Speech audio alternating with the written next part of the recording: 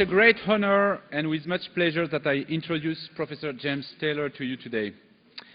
As you all know, Professor Taylor's work in organizational communication is internationally renowned. In a way, you are the living proof of the importance of his idea for our understanding of the communicative constitution of organizations. Having been a TV producer of the Canadian Broadcasting Corporation, Jim received a PhD in communication from the University of Pennsylvania in 1978. Founder of the Department of Communication of the University of Montreal, he was professor from 1970 to 1999 when he officially retired. I said officially, for in a way, he has been more active than ever since the year of his retirement. After all, research is what happens when you are busy doing other things like chairing a department, attending countless meetings, and teaching classes. In 1999, Jim was elected Emeritus Professor of the University of Montreal, a prestigious title followed by being named Pioneer of the University in 2004. A former president of the Canadian Communication Association in 1992-1993, he was named Outstanding Member of the Organizational Communication Division of the International Communication Association in 2003, and he was elected ICA Fellow in 2006. While his first career with the Canadian Broadcasting Corporation should have naturally predisposed him to become a mass communication scholar, he seems to have always been obsessed with one question in his prolific academic career: what is an organization? I still remember the communication theory course I took with him in 1990, in which he kept asking us, qu'est-ce qu'une organisation? I should do it in French, but with the English accent.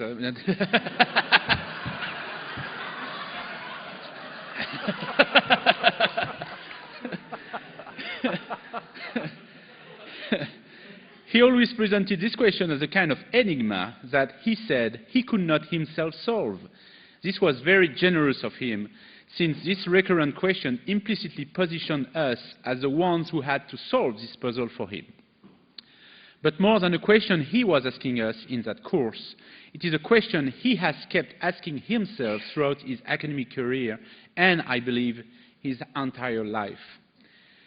This quest has resulted in 8 books, some of which he edited, more than 50 articles and 30 book chapters, all devoted in one way or another to this unique question. A prolific writer, he is known for writing faster than his shadow, a quality that can become a little frustrating for mortal scholars and students like us. Many people will indeed recognize themselves in the following situation. I didn't roast you yesterday because I wanted to be able to roast you today. You receive an email, so here is a typical situation, okay? You receive an email from Jim with an attached document containing a book chapter or article, one of the 20 or 30 he's working on. 2 or 3 days later, you email him your comments and critiques. 5 minutes later, he acknowledges reception of your email, thanking you for your helpful comments and mentioning that he has completely rewritten the text, which is now in attachment.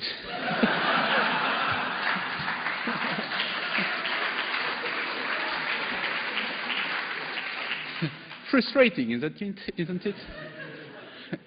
But beyond this prolificacy, we are, of course, celebrating the depth of his ideas here today. Among his publications, I must mention what is today considered to be a classic in the field of organizational communication. That is the book he co-authored with his wife, Elizabeth Van Evry, titled The Emergent Organization, Communication as its Site and Surface, published by Lawrence Selbone in 2000.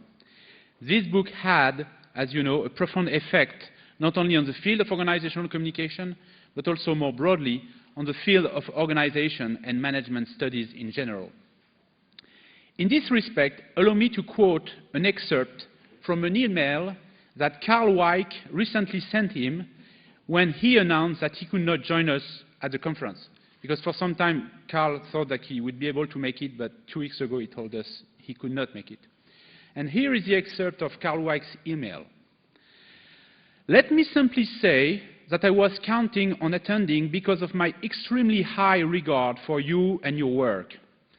I carry my copy of Emergent Organization everywhere.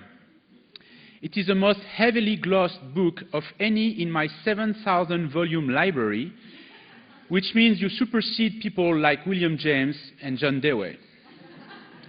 You're in good company. I admire the originality of your ideas, your ability to trace them into all sorts of intriguing applications, and the way they require a full night's sleep to tackle them with a fresh, alert mind. You ask a lot of your readers give you a lot. That's a wonderful exchange in the face of what seems like a world of sluggish imaginations and googling for answers. I think what I most like about your work is that when people glibly say the problem is communication and feel they have said something, you lure them into seeing what such an assertion really entails. In a world where people swim in sights and surfaces without realizing it, you put all of us on notice to look more closely and listen with less distraction. Your work continues to have a profound impact on me. Thank you for exemplary scholarship." End of quote. Exemplary scholarship indeed. Jim Taylor is arguably one of the few who takes the idea that communication constitutes organization seriously. More than William James, he is, I think, John Dewey's heir. John Dewey, who wrote in Democracy and Education, and I quote, that society not only continues to exist by transmission, by communication, but it may fairly be said to exist in transmission, in communication, end of quote.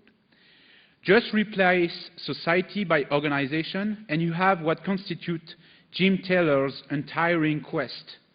How do organizations exist in transmission, in communication? Although I'm sure that Jim will chastise me for suggesting that communication implies transmission. So, without further ado, I present to you Professor James Taylor, who will give a keynote speech titled Organizational Communication at the Crossroads.